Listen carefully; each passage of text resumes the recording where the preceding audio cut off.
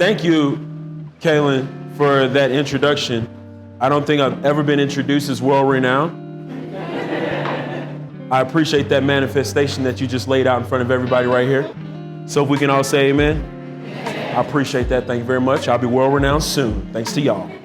All right, so look, my name is Chuck Nix. Chuck Nix, the bearded wino, is the personality. But in all truth, I'm a big old wine geek. Some of y'all have seen me at restaurants around the city. I'm not actually from here, but I'm finding so much love in this state. And I did an event with some of my friends in this room pretty recently. We did a tea and champagne thing, and I said, this is the most beautiful room that I've ever been in this state. And then I walked into here and I was like, wait, y'all just keep getting more and more beautiful in this city, and I love it. There's so much that this city has to offer, and I'm happy that I'm here with this team to present this dinner because I think that there's something to offer you all in the way of food and wine and how that creates and grows culture. So we'll talk a little bit about that because that is my longest running speech on what I do.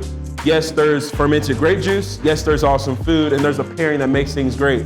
But the most important thing is the fact that you're sitting next to someone that you're gonna meet for the first time tonight.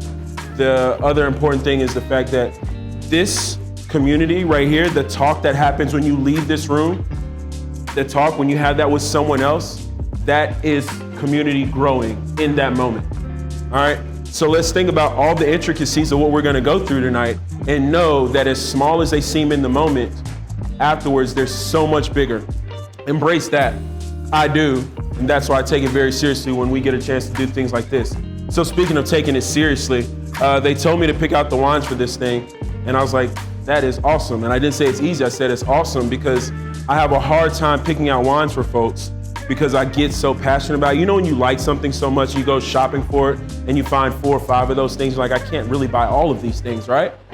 And that's how I feel when I'm in a wine shop and I'm shopping for wine to go with a dinner like this one. Because Chef JB's awesome, he gave me this menu and I was like, there's so much happening. We can do crazy things, so I did a crazy thing today with this particular Rosé Brut. Let's talk about that real quick. We've got sparkling rosé in front of us right now. The reason we have sparkling rosé in front of us, because of the flavor characteristics and aromatics of that rosé, goes fantastic with the gorgonzola on the plate. The gorgonzola is probably the strongest flavoring component on your dish.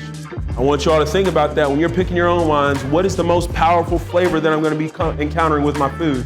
And that's what the wine needs to go with.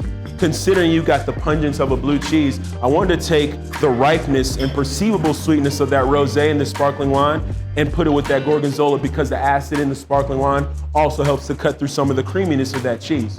There's some chicken involved there as well, and chicken texturally compares great with sparkling wine. The way that we chose this wine was based on how it was going to interact on your palates.